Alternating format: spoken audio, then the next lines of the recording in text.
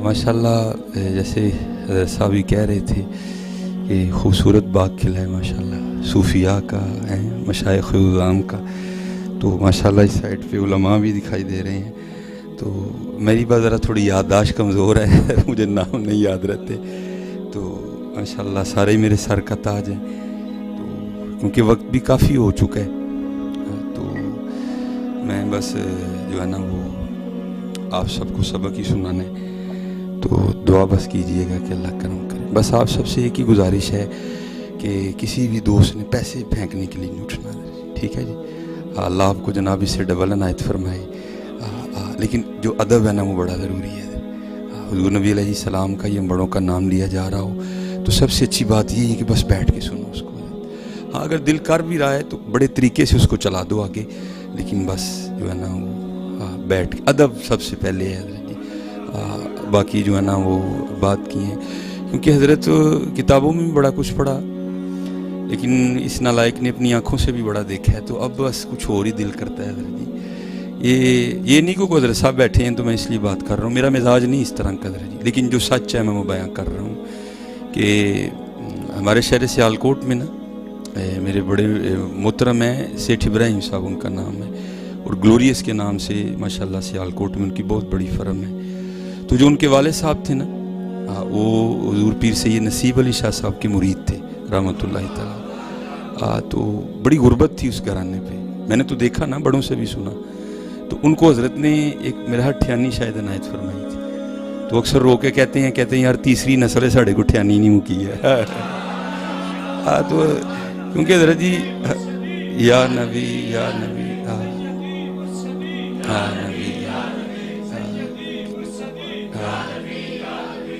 तो माशाअल्लाह, तो जो आप फेंकोगे वो तो मुक जाने हैं। अब बस दिल करता है कि यार कि तो कुठियानी मानवी लग जाए। भाई ज़रूरत तो हमें भी है ना, मैं कहूँ मुझे नहीं है, ज़रूरत मुझे भी है, लेकिन बस अब किसी से आस उम्मीद नहीं है। बस झोली दर रसूलुल्लाह पे फैलाई है देखो। और हमने सुना है कि बुज़ुर्गों से कि कभी तो साहिब पूछेंगे कौन खड़ा दरबार हमारे। तो ये तो पता नहीं जिसने ये कहा वो उसके साहब कौन थे, लेकिन कुर्बान जाऊँ जो हमारे साहिब हैं। लक़द जाअकुम रसूलुम मिन अनफुसिकुम अज़ीज़ुन अलैहि मा अनित्तुम हरीसुन अलैकुम बिल मुमिनीना रऊफ़ुर रहीम है। तो कभी वाली तो बात ही नहीं है इंशाअल्लाह। तो बस अब दिल करता है कि उसमें से कुछ मिल जाए। मैं एक दफ़ा लाहौर तकरीर करने जा रहा था, तो तब मेरे पास मेहरान गाड़ी होती थी, तो मैं अकेला ही था। मुझे अकेले जाने में बड़ा मज़ा आता है, क्योंकि मैंने सुना है जब बंदा अकेला होता है तो फिर साथ बड़े और होते हैं। तो जब कोई हो तो सुना फिर वो नहीं होते इधर। तो इसलिए मुझे अकेले जाने में बड़ा मज़ा आता है। अल्लाह जो मेरे पीर व मुर्शिद है मुझे सख्त नाराज़ होते हैं कि कल ना जाया कर। तो बस मुझे जब बंदा अकेला होता है ना फिर साथ पता नहीं कौन कौन होता है इधर। तो फिर जब कोई होता है तो फिर कौन नहीं होता इधर। तो वो मैंने जब मुरीद का क्रॉस किया ना, तो आगे एक बड़े नहीफ़ो नज़ार से बाबा जी खड़े थे। तो आपको पता है कि मुरीद के वाला रोड जो मेन है उसको क्रॉस करना कोई बच्चों का खेल नहीं है, बड़ी ट्रैफिक चल रही होती है, बड़ी रफ्तार पर गाड़ियाँ गुजरती हैं। तो मेरी नज़र पड़ी तो मैंने साइड पे मेहरान खड़ी की, तो मैंने बाबा जी का हाथ पकड़ के ना तो उनको जो है ना मैंने वो सड़क क्रॉस करवा दी। तो पता नहीं दिल में क्या ख्याल आया कि मैंने एक शायद 1000 था या 500 का नोट निकाल के ना तो मैंने बाबा जी को पेश किया। तो मुझे नहीं था पता कि ये वो हैं जिनके लिए गालिब ने कहा था बदल कर भेष फ़कीरों का गालिब तमाशा अहले करम देखते हैं। तो मैंने समझा है बाबे दा भैड़ा जिहा लाचा है, भैड़ा जिहा कुड़ता है, लेकिन इतनी थी नहीं ना कि अंदर भी देखता कि अंदर क्या क्या चल रहा है हज़रत जी। ज़ाहिर आँखों का तो अंधा ही हूँ ना हज़रत जी। तो मैंने बाबा जी को ना वो 1000 पेश किया हज़रत। तो बाबा जी की कैफियत बदल गई। तो उन्होंने पता क्या किया, वो हाथ में 1000 का नोट रख के ना उसको इस तरह किया और फूक मारा, तो मट्टी बन के उड़ गई सारी है। मुझे कहते हैं पता नहीं तू की समझे, यही तो यही समझे। वो मैं जी नस गया छड़ के, मैं छड़ के नस गया। तो ये हमने कुछ बड़ा समझ लिया इसको। मैं ये नहीं कहता कि ये कुछ भी नहीं है, लेकिन ये बड़ा कुछ नहीं है। इसलिए कोशिश करो कि हज़रत इन रंगों को निकालो अपनी महफ़िलों से। हाँ, नात खां को देना, आलमी दीन को देना, ये हमारे नबी अलैहिस्सलाम की सुन्नत है, लेकिन तरीका अदब वाला होना चाहिए। محبت سے پیش کر دو طریقے سے. اور داتا حضور رحمۃ اللہ تعالی علیہ فرماتے ہیں آپ کے پیر و مرشد حضرت شیخ ابو الفضل ختلی رحمۃ اللہ تعالی علیہ آپ فرماتے ہیں حضرت کے فقر کا یہ عالم تھا کہ آپ کے کرتے کو اتنے پیواندے لگے تھے، اصل کرتا ختم ہو گیا تھا، پیواندی رہ گئے ہوئے تھے حضرت شیخ ابو الفضل ختلی. اور میں کہتا ہوں یار کیا ہوں گے ابو الفضل جنہوں نے سید علی بن عثمان اجویری بنائے حضرت، کیا مقام ہوگا.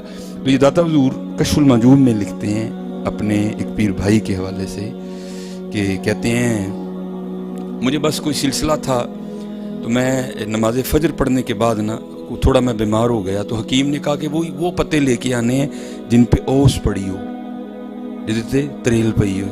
تو کہتے ہیں میں درخت پہ چڑھ کے نا تو پتے توڑ رہا تھا، تو ادھر سے حضرت شیخ ابو الفضل ختلی رحمۃ اللہ تعالی علیہ آ گئے. تو ظاہر ہے حضرت جی اگر آپ بھی درخت پہ چڑھے ہوں اور حضرت تشریف لے ہیں تو آپ نے بھی چھپنا ہے کہ حضرت صاحب نے کہنا ہے یہ تو سرے سرے درخت پہ چڑھ کے کی کرنے ہیں. تو کہتے ہیں میں نے بھی خود کو پتوں میں چھپایا کہ حضرت مجھے دیکھ نہ لیں. لیکن کہتے ہیں جب حضرت میرے قریب آئے نا تو میں نے حضرت کی آواز سے جان لیا کہ حضرت اس وقت اپنے حال میں نہیں ہے. سیو نہیں میں رانجھا سدو ہیر نہ کھو کوئی، رانجھا رانجھا کر دی میں آپ پہ رانجھا ہوئی. کہتے ہیں میں سمجھ گیا کہ اس وقت ہیر نہیں ہے، اس وقت کچھ اور ہی ہے. اچھا کہتے ہیں جب حضرت میرے قریب آئے نا تو حضرت کی یہ آواز میرے کانوں میں پڑی.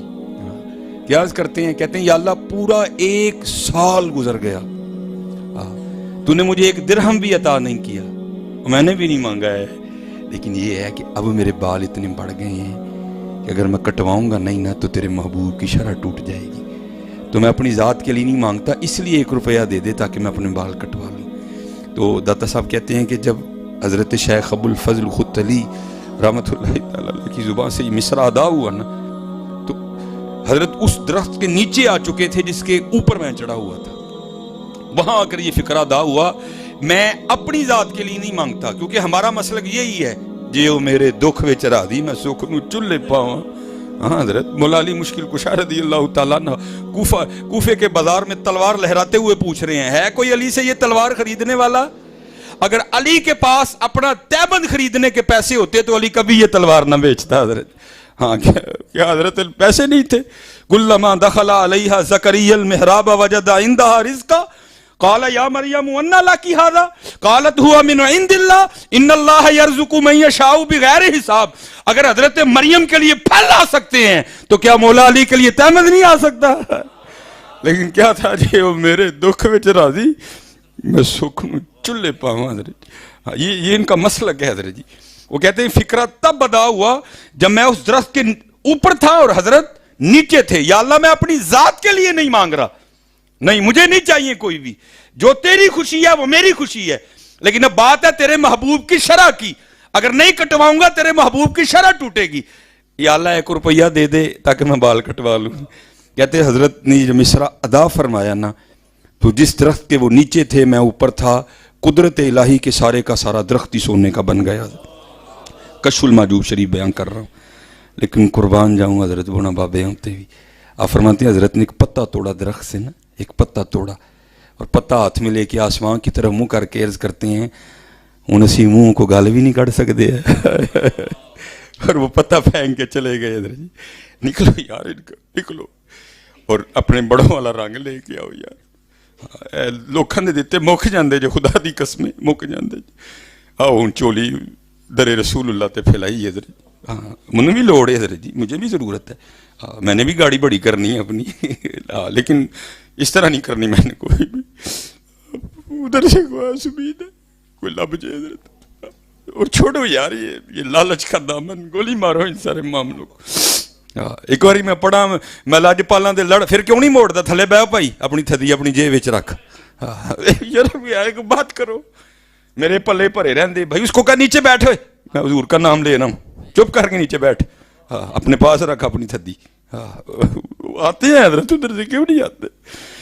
یار دیکھو یار سارے کافر ہمارے خلاف اکٹھے ہو گئے، ہم نے کب بیدار ہونا یار؟ کدوں اٹھنا ہے ایسی ہوں حضرت؟ اور خود نہیں اٹھا جاتا حضرت، وہی اٹھتا ہے جس کو حضور اٹھاتے ہیں حضرت جی. ہاں میرا ایک دوست مجھے کہنے لگا جی تسی سنی جہاد نہیں کرتے. میں نے کہا ہم یہ چندوں چندوں سے جہاد نہیں کرتے.